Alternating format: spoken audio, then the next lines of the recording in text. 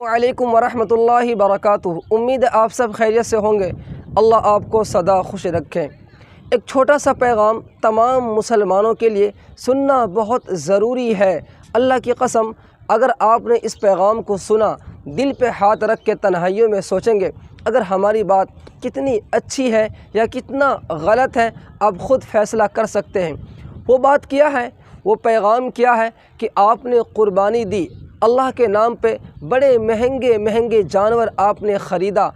एक जानवर में 7 आदमी हिस्सा लेते हैं। जो छोटा जानवर है जैसे कि बकरा वग़ैरह, इसके अंदर अकेला इंसान क़ुरबानी देता है।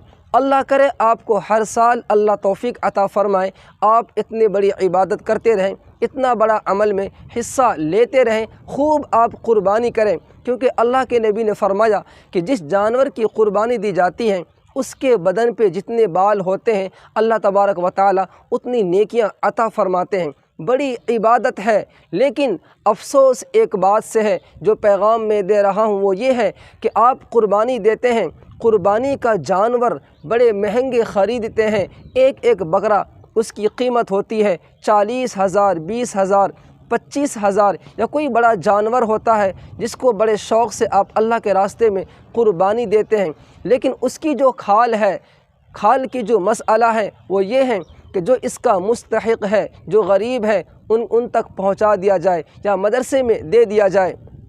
अफ़सोस इस बात से है कि उस खाल की कीमत कितनी है, आपने कभी सोचा जिस जानवर की कीमत 40,000 रुपये है, उसकी खाल की कीमत 4,000 नहीं, 400 रुपये नहीं। एक वक्त था कि एक खाल की कीमत 5-5 हज़ार या 2,000 या 1,500 हज़ार रुपये। इनसे क्या था, इनसे उस गरीबों का फ़ायदा हो जाता जो इसका मुस्तहिक़ था। वो खाल को बेचकर उनसे नफ़ा उठाते, जिस मदरसे में देते, जो वहाँ यतीम बच्चे हैं, जो गरीब बच्चे हैं, इसके मुस्तहिक़ हैं, उस खाल को बेचकर उस बच्चे के अंदर, उस बच्चे के ख़र्च में मदरसे वाले लगा दिया करते थे। लेकिन आज उस खाल की कीमत 50 रुपये या 100 रुपये है। अंदाज़ा लगाएं, क्या एक खाल को बेचकर 50 रुपये में एक दिन चूल्हा नहीं जल सकता गरीब का? लेकिन फिर भी हम उस खाल को बेच देते हैं। बड़े से एक अपील है कि इतना महंगा जानवर, उसकी खाल कितनी कम कीमत में जा रही है, लेकिन लोग लालच में आके, या आप ये कह दें कि मजबूरी में, उस खाल को हम 50 रुपये में दे देते हैं या 100 रुपये में दे देते हैं या 25 रुपये में उस खाल को बेच देते हैं। भला 25 रुपये से आपको क्या फ़ायदा होगा? आप क्या करेंगे?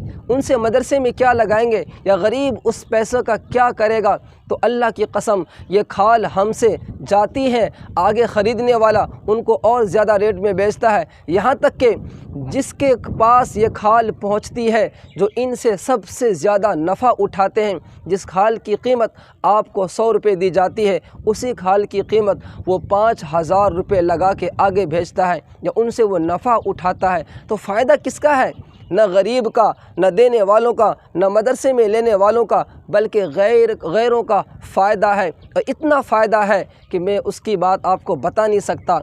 तो उसके लिए करना क्या है हमें? हम क्या करें जो इस खाल की कीमत बढ़े? आपने सिर्फ छोटा सा काम करना है। इस खाल को आप बिल्कुल भी न बेचें, बिल्कुल भी इसको फ़रोख्त न करें, इसको कट कर दें और आप इस खाल को कहीं दबा दें।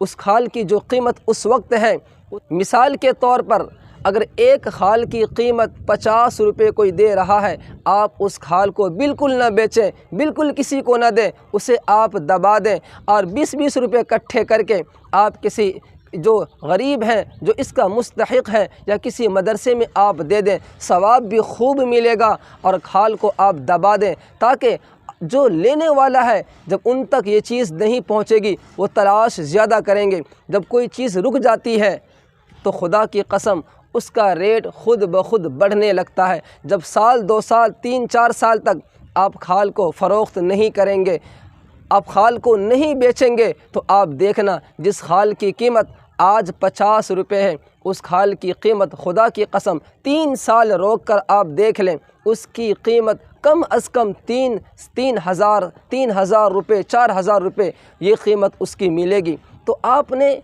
ان چیزوں پہ غور کرنی ہے، اس کھال کو نہیں بیچنا ہے۔ جو مدرسے کے حضرات ہیں ان سے مؤدبانہ گزارش کرتا ہوں، میں ان سے ایک اپیل کرتا ہوں، خوشامد کے ساتھ ایک مؤدبانہ گزارش کرتا ہوں میں کہ آپ اس کھال کو آگے نہ بیچیں، بلکہ جو حصہ لینے والے ہیں ان کو چاہیے کہ 50,000 روپے کا جانور جب آپ قربانی کر سکتے ہیں، کیا آپ 50 روپے اکٹھے کر کے کسی غریب کو نہیں دے سکتے؟